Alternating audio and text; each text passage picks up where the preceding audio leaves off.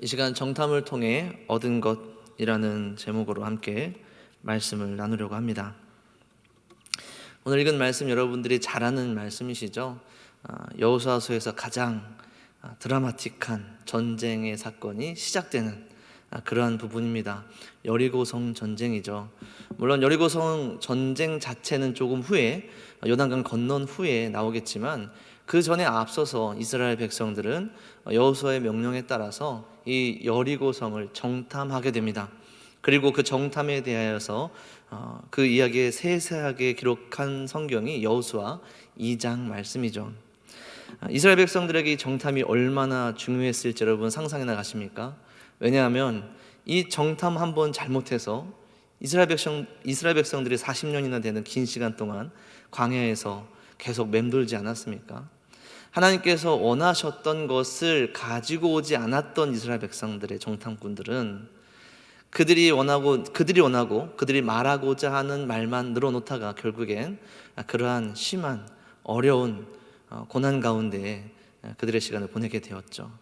그러니 이제 이들에게 이 여호수아의 명령에 따라서 시작하는 이 정탐이 얼마나 중요했겠습니까? 더욱이 모세가 보냈던 정탐은 이제 가데스 바네아라는 곳에서 보냈는데 오늘 그들이 있는 곳은 시딤이라는 곳입니다.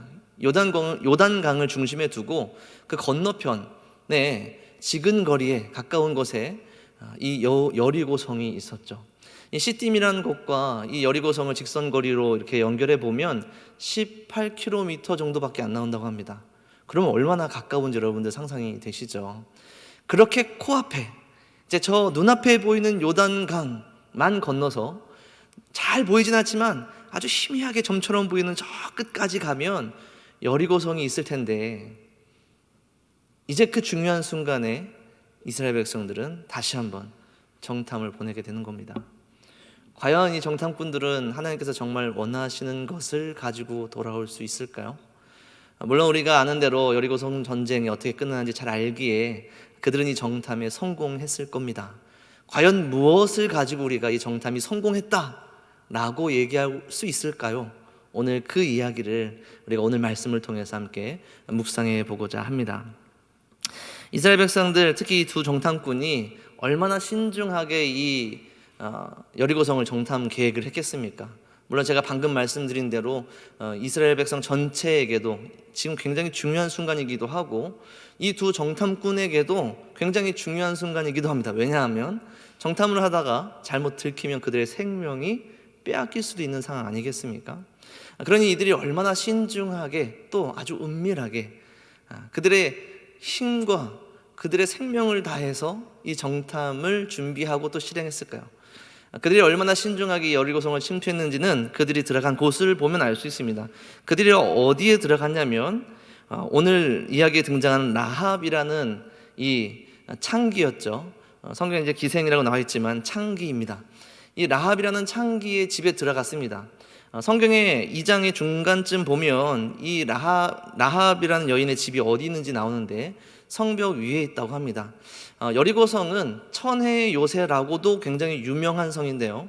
어떤 구조로 되어 있냐면 내벽이 한 층이 있고 그 밖으로 외벽이 있습니다. 그러니까 적들이 여리고성을 공격하려면 성벽을 2개를 거쳐서 가야 되는 겁니다.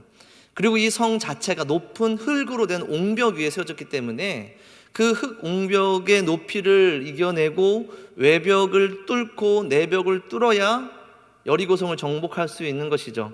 거기서 끝나는 것이 아니라 여리고성은 그 주변으로 물을 채운 그러한 이제 해자가 준비되어져 있었습니다.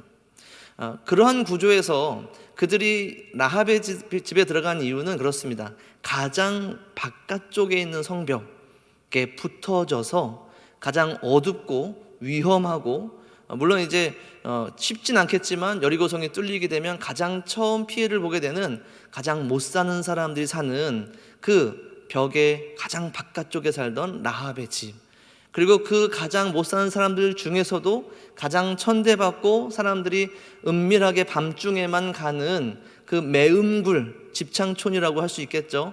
창기들이 모여 사는 곳이라고 할 수 있겠죠. 그곳으로 이 두 정탐꾼은 본인들의 이제 침투 루트를 정했다라는 겁니다. 그리고 이 라합의 집이 이 두 정탐꾼에게 좋은 곳이었던 이유는 뭐냐면 그 집이 바로 성벽에 붙어 있어서 그 중간의 사건들 중에 창문을 내려서 바로 벽을 내려갈 수 있었잖아요. 창에 붉은 줄을 매달아서 두 정탐꾼들을 도망시켜 주잖아요. 그 정도로 정말 잘 준비하고 조사해서 저곳이면 우리가 조심히 들어갈 수 있겠다라는 그렇게 생각할 수 있는 아주 좋은 위치였죠. 우리가 무언가 중요한 일을 할 때 무엇보다 우리에게 주신 이제 사명, 우리의 몸과 마음을 다 들여서 하나님을 기쁘게 해드려야 할 그러한 이제 영적인 사명을 준비할 때는 우리는 정말 잘 준비해야 됩니다. 우리의 지혜, 우리의 노력, 우리가 할 수 있는 모든 것을, 우리가 끌어모을 수 있는 모든 재료와 자료와 나의 힘과 능력, 모든 것을 다 사용해서 그렇게 준비하고 실행해야겠죠. 가장 중요한 하나님의 나라를 위해서라면요. 그런데 그렇게 할 때 우리가 꼭 기억해야 될 것이 있습니다. 우리가 기대해야 될 것이 있습니다. 이렇게 준비하고 이렇게 잘 계획을 세운 이런 일들을 우리가 사역이나 아니면 우리의 삶 속에서 이렇게 실행하면서 우리가 기대해야 될 것이 있는데, 무엇을 기대해야 되냐면 이 일이 잘 이루어지고 이 일을 통하여서 우리가 앞으로 계속해서 신뢰할 만한 나의 어떤 능력, 나의 기술을 발견하는 것, 우리의 일을 실패하지 않도록 해줄 어떤 지혜와 특별한 노하우를 발견하는 것, 그것이 우리의 기대가 되어야 할까요? 오늘 말씀을 보면 오히려 이 일이 실패하기를 우리는 기대해야 합니다. 조금 이상하죠? 이 일이 실패하기를 우리가 준비하는 것은 어느 정도 이성적으로 이해가 되는데, 이 일이 실패하기를 기대해야 된다는 것은 조금 이상한 말 같습니다. 그런데 오늘 이 이야기의 끝에는 그 기대의 이유를 우리가 발견할 수 있을 것입니다. 어찌됐든 100번 양보해서 이 일을 실패하는 것을 기대하기는 좀 그렇고, 이 일이 실패될 것을 준비라도 해야 될 이유는 이 일이 진짜로 사실 실패하는 경우가 많기 때문에 그렇습니다. 오늘 말씀에도 이들이 침투하는 것에는 성공했지만 그들이 기대했던 것처럼 은밀하게 들키지 않고 침투하는 것은 실패했죠. 오늘 말씀 2절의 전반부를 보면 그들이 언제 들어갔는지, 어디로 들어갔는지 이 성을 지키는 파수꾼들이 그대로 여리고의 왕에게 보고를 합니다. 그리고 이 왕은 병사들을 보내서 그 집을, 라합의 집을 수색하게 되는 그러한 일을 당하게 되죠. 정탐꾼들은 부인할 수 없는 위기를 맞았습니다. 첫 번째로 방금 말씀드린 것처럼 그들이 들어온 것이 발각되었던 것이죠. 더 나아가서 그들은 이 전쟁을 준비하는 데 앞서 이 여리고성 사람들이 조금 나태하거나 혹은 이스라엘 백성들이 오는 것을 모르고 있거나 아니면 알고 있더라도 별로 상관하지 않는 그러한 상태였으면 얼마나 좋았겠지만, 사실 라합의 고백을 보면 그렇지 않다라는 것이죠. 라합은 그들이 애굽에서 나왔던 것, 홍해를 가른 것, 또 오는 과정에서 여러 왕들을 이기고 진멸하고 온 것, 그 모든 상황들을 자세하게 알고 있었고, 거기에 대해서 별로 상관없어라고 사는 사람들이 아니라 여리고성에 있는 사람들이 그 일을 듣고 다 간담이 녹았다라고 얘기하고 있습니다. 그러니 그들은 파수꾼을 세워놨고 그렇게 열심히 준비하고 은밀하게 침투했을 이 두 정탐꾼의 침투를 알 수 있었던 것이죠. 그러면 이 두 정탐꾼에도, 또 이 두 정탐꾼이 아니라 이 모든 이스라엘 백성들이 이 전쟁을 준비하는 모든 상황에도 굉장히 불리한 상황 속에 있을 수밖에 없는 것입니다. 거기서 끝나는 것이 아니죠.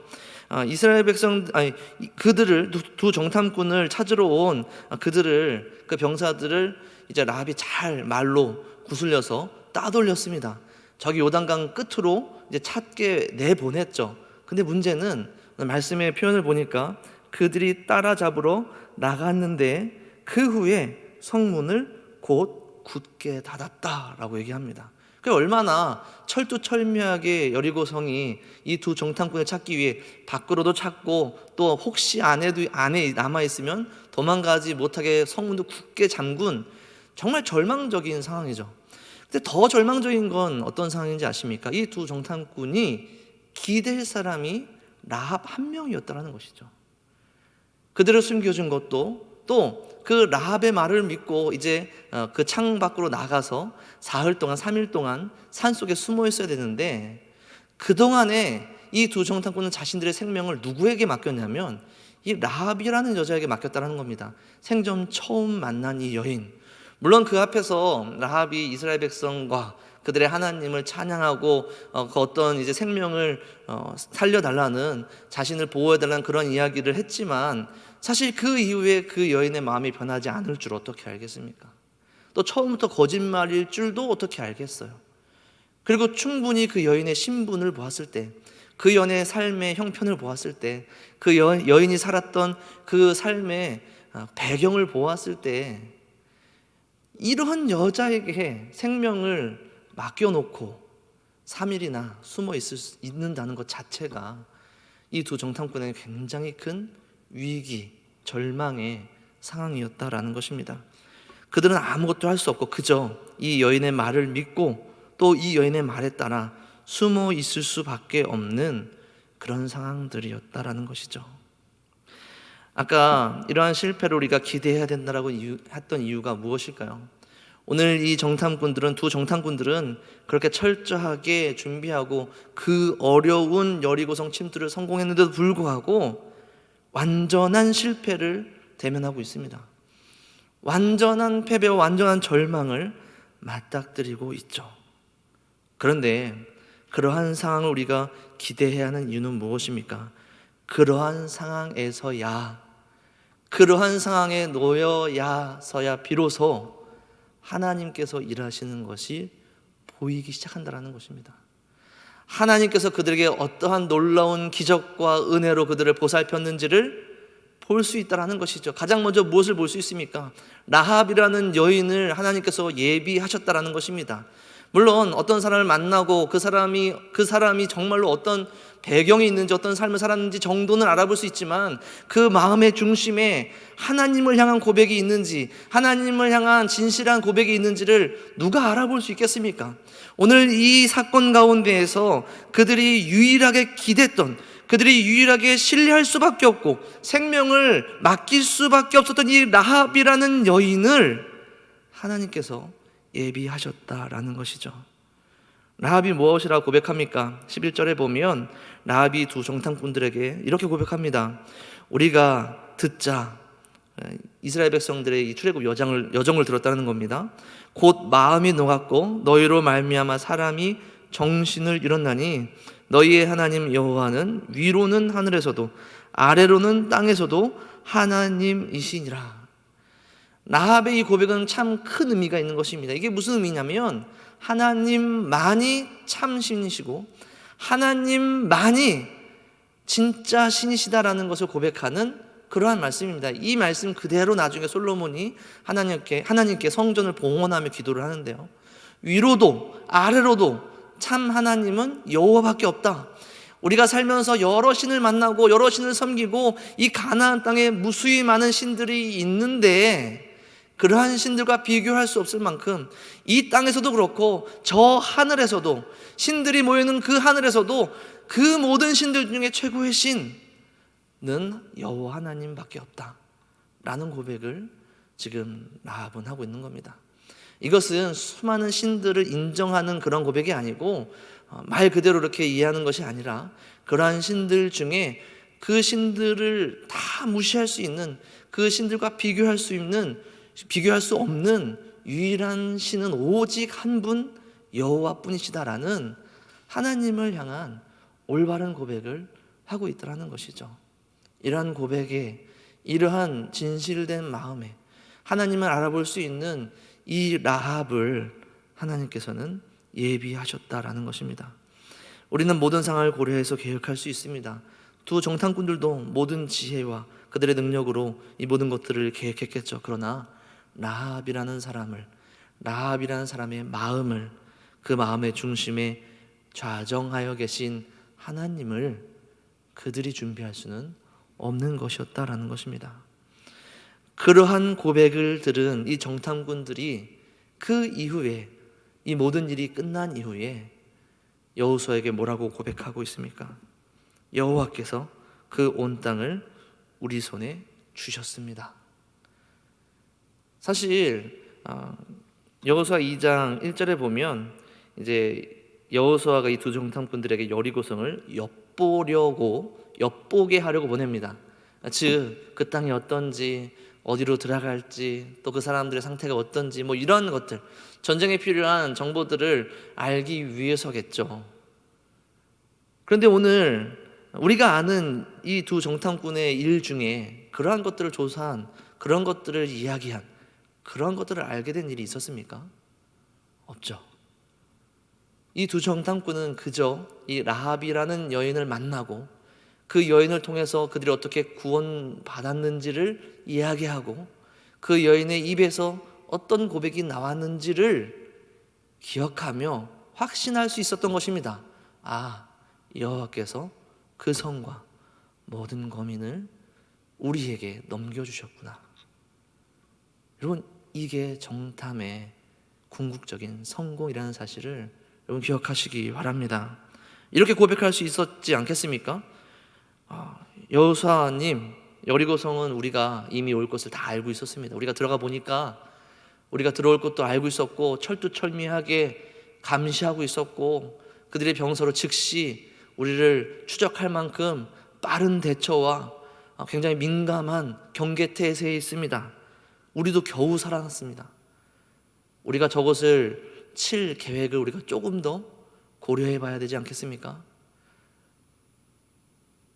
마치 12 정탐꾼들처럼 그 중에 10사람처럼 그러한 얘기를 할 수 있지 않았겠느냐 말입니다. 그러나 그들은 이 정탐에 성공했습니다. 왜냐하면 그들이 이 고백을 했기 때문에 그렇습니다. 그 수많은 실패, 그들의 능력 밖에 있는 일들, 그들의 생명이 취하여질 것 같은 그러한 위기 속에서 그들은 무엇을 목격했냐면 하나님께서 우리에게 이러한 피할 길을 마련해 주셨고 하나님께서 오늘 우리와 함께 하셨으며 우리뿐만 아니라 저 라합이라는 여인에게도 하나님께서 함께 하셔서 오늘 이 큰 역사를 이루시겠구나라는 그러한 고백을 했다라는 것이죠. 여러분, 이러한 고백을 오늘 우리 가운데에도 있기를 간절히 소원합니다. 구원은 그렇게 고백되어지는 것입니다. 모리아산에서도 정확히 동일한 일이 일어났지 않았습니까? 우리의 힘과 능력으로 해결할 수 없는 죽음 앞에서 모든 것을 예비하시고 준비하신 하나님을 통하여서 구원받는 그것을 고백하는 입술들, 여리고 정탐은 정확하게 그러한 일을 다시 한번 재현한 것입니다. 우리의 힘과 능력으로는 아무것도 할 수 없는 절망의 상황 속에서 하나님께서 유일한 능력과 희망이 되신다는 것을, 그분의 지혜가, 그분의 긍휼이, 그분의 은혜가 곧 우리의 구원임을 시인하게 하는 것, 그것이 바로 진정 구원의 사건이라는 것을 기억하시기 바랍니다. 그렇게 고백하는 주의 백성들을 하나님께서는 구원하십니다. 이 구원의 역사가, 이 구원의 이야기가 라합에게서 룻에게로, 오벳에게로, 이새에게로, 그리고 다윗에게로, 그리고 예수 그리스도께로 이어진다는 사실을 마태복음에서 이야기하고 있지 않습니까? 십자가에서 일어난 일이 정확히 이러한 일 아닙니까? 우리의 능력과 우리의 지혜로는 절대 해결할 수 없는 그 죽음을 미리 예수 그리스도를 예비하시고 준비하신 하나님의 지혜와 긍휼과 은혜와 사랑으로 구원받았음을 고백하는 그 고백, 그것이 바로 오늘 정확히 우리가 해야 될 고백이라는 사실을 기억하시기 바랍니다. 말씀을 맺도록 하겠습니다. 오늘 계속 살아가야 하는 주의 백성들의 입에 어떠한 기대와 어떠한 고백이 있어야겠습니까? 우리의 지혜로의 노력으로 매일매일 성실하게 진실하게 최선을 다해서 준비하고 계획하는 그것은 잘못된 것이 아닙니다. 그러나 그러한 일들 속에서 우리의 가능성을 기대하고 있다면 그것은 죄겠죠. 그러한 일들 끝에서 그럼에도 불구하고 우리의 연약함과 우리의 실패를 직감하고 우리의 유일한 성공과 우리의 유일한 구원이 오직 예수 그리스도밖에는 없음을 고백하는 매일매일이 그리스도인들이 살아야 할 매일매일일 줄로 믿습니다. 그렇게 여리고성을 정복했듯이 그렇게 이 땅 가운데서 우리에게 맡겨진 사명을 감당하고 이 땅을 정복하여 하나님의 나라로 일구어가는 하나님의 백성들이 되시기를 간절히 축원합니다. 함께 기도하겠습니다.